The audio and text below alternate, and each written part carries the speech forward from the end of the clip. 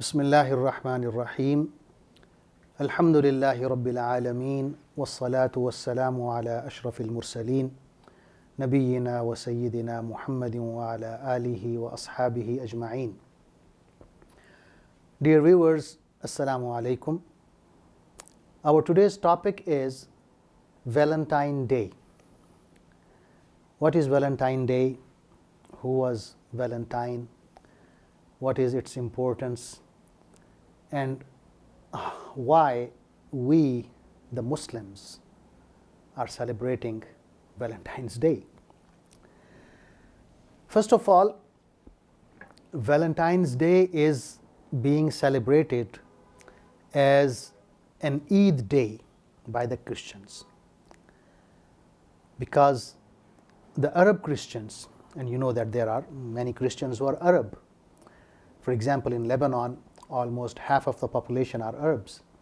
In Egypt, almost 15% of the population are Arabs.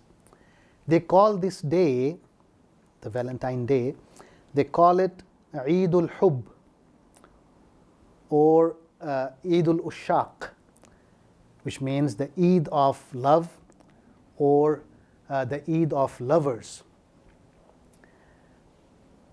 Valentine or St Valentine lived in the 3rd century AD.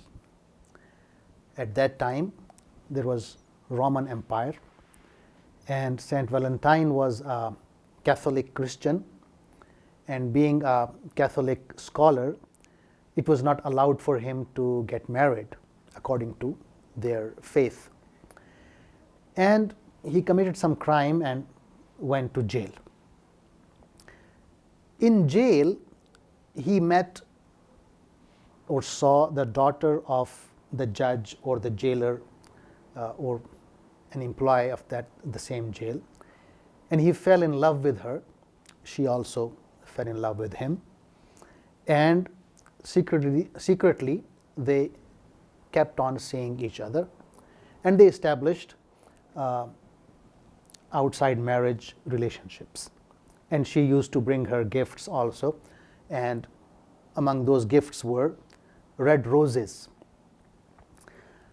What happened, that guy, St. Valentine, was punished by death penalty, and after some years, when the Christianity took hold of the Roman Empire, in some village in Europe, some youth decided that they will write the names of all the girls of the village and write it on pieces of paper and put it in a basket, and then every young man will take one name, and that girl whose name was picked will be his girlfriend for the next year until the next 14th of February.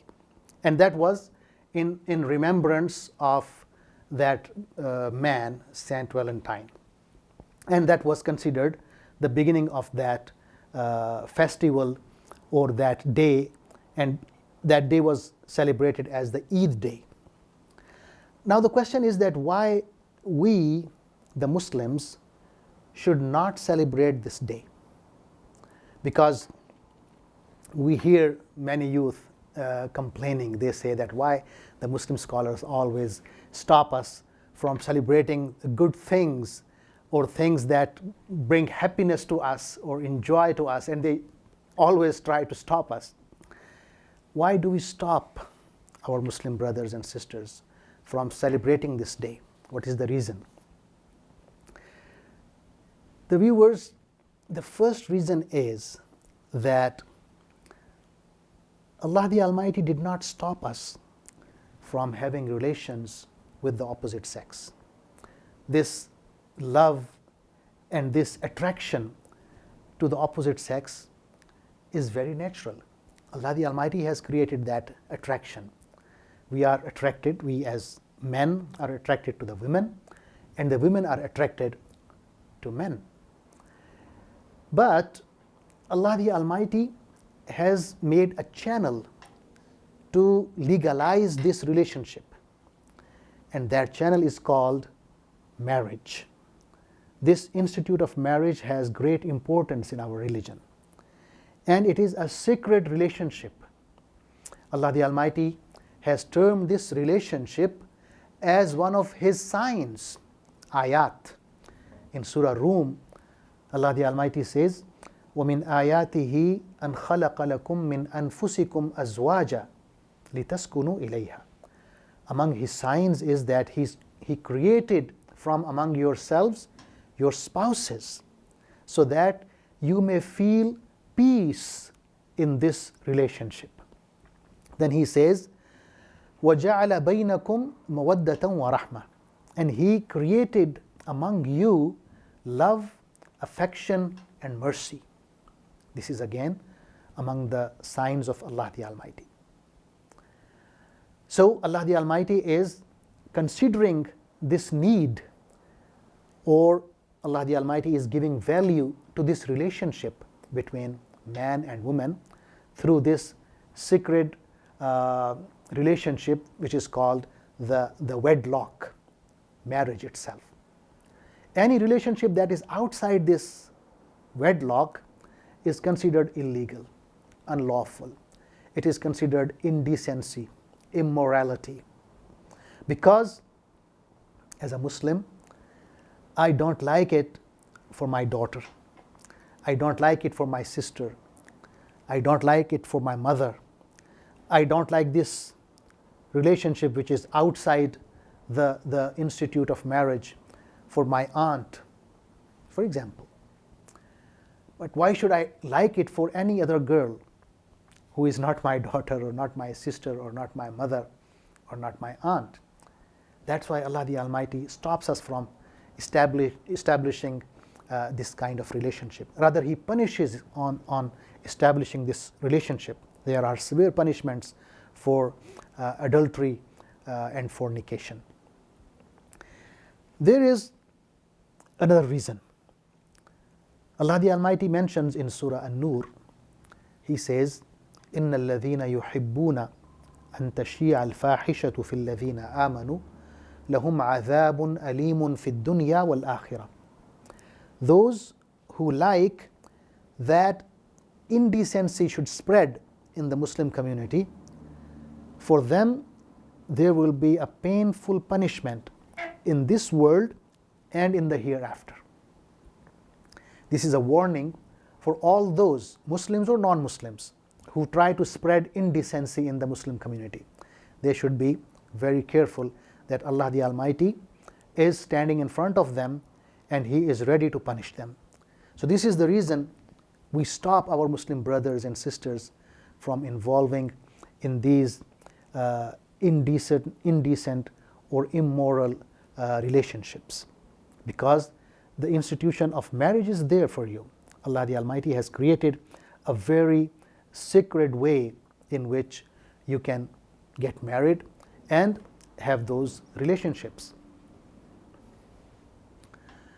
The third reason is that as this day, the Valentine Day, or this festival, has taken or reached to the status of an Eid day, and it belongs to Christians, we the Muslims are not allowed to celebrate the Eid of the Christians, as we are not allowed to celebrate Christmas in the same way.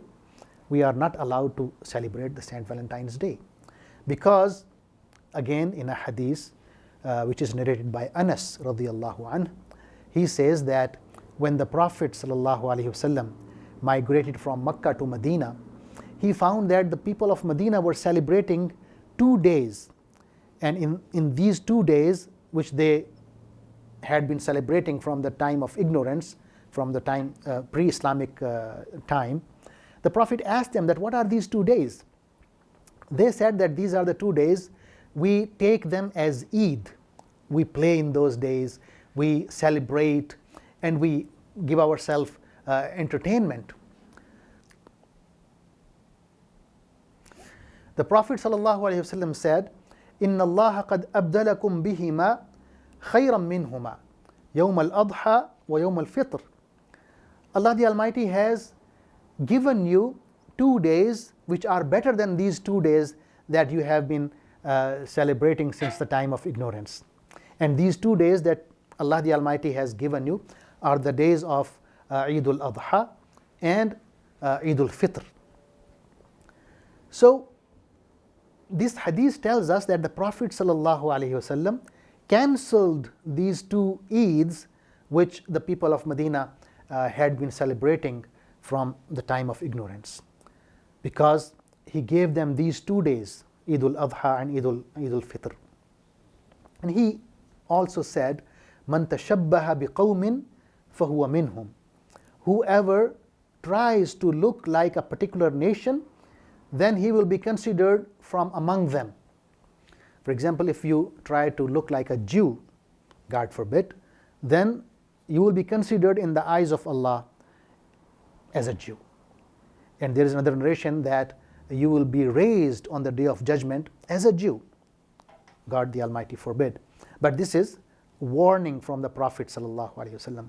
As he warned in another saying, he said, لَتَتَّبِعُنَّ سُنَنَ مَنْ كَانَ قَبْلَكُمْ حَذْوَ الْقُذَّةِ بِالْقُذَّةِ حَتَّى لَوْ دَخَلُوا جُحْرَ ضَبٍّ لَدَخَلْتُمُوهُ قُلْنَا الْيَهُودُ وَالنَّصَارَى قَالَ فَمَنْ. Which means that he said that you certainly will follow the ways of those nations that lived before you. And you will follow them so much that suppose that they entered the hole of a lizard, you will go after them and enter the same hole. The companions of the Holy Prophet ﷺ asked him by saying, "O Prophet of Allah, do you mean the Jews and the Christians?" He said, "Who else?" So this is like a warning from the Prophet ﷺ that we should be very careful from following the ways of the Jews and the Christians. And celebrating this day, the day of Valentine, is actually following their ways. So we should be very, very careful. Now, the question is, what should we do? How should we mend our ways? We as parents, or we as children, as teachers, as scholars, imams, and those who deliver Friday sermons on the pulpit, we as laymen, we as traders, we as media people, what should we do? What is our responsibility towards this day, celebration of Valentine? We as parents, we should counsel our children. We should teach them. We should tell them that there are so many new things that are trying to enter our society. They are trying to enter our culture. So many new things that are trying to enter our religion. We should be taking care of these things. We should be saving ourselves and our children from falling into these bad habits, because Allah the Almighty is considering it a sin to follow the footsteps of those nations that were before us, those who do not have anything to do with our religion. Our religion is the chosen religion of God the Almighty. He has put us on the best way, so we should follow His way. Then as teachers, it is our duty to teach our children the Islamic system of morality, and we should try to teach them to stay in those limits that our religion has specified for us, and not to establish relationships outside the wedlock. As traders, it is our responsibility not to import those things, those gifts, the red roses, the red balloons, or anything that has anything to do with this day. We should stop importing it, so that we should not be part of the problem. Rather, we should be part of the solution.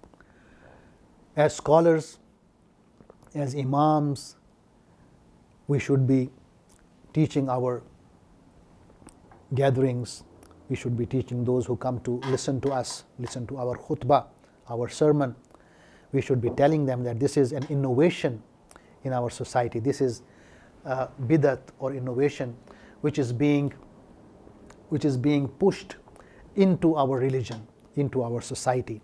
We should be very careful about these new trials that we are facing. This is a fitna or trial that the Islamic community is facing. So it is the duty of our scholars to explain it to the Muslims. I will finish my talk with mentioning a research that was done in Cairo University, Egypt. This research says that those marriages that had a love story before the consummation of the marriage, 88% of those marriages failed. And those marriages that were arranged by the parents and elderly, 70% of those marriages were successful because it had the blessing of the parents, the elderly.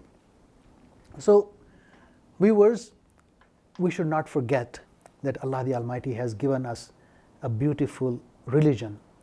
Allah the Almighty has guided us with the guidance of Prophet Muhammad sallallahu alaihi wasallam, the best human being ever walked on this earth. So it is our duty to follow his footsteps and leave all those new things that are attacking our Islamic culture, our society, or our religion. Thank you very much. May Allah the Almighty bless you all. Assalamu alaikum wa rahmatullahi wa barakatuh. Allahumma salli ala Sayyidina Muhammadin wa ala alihi wa sahbihi wa sallim. Allahumma salli ala Sayyidina Muhammad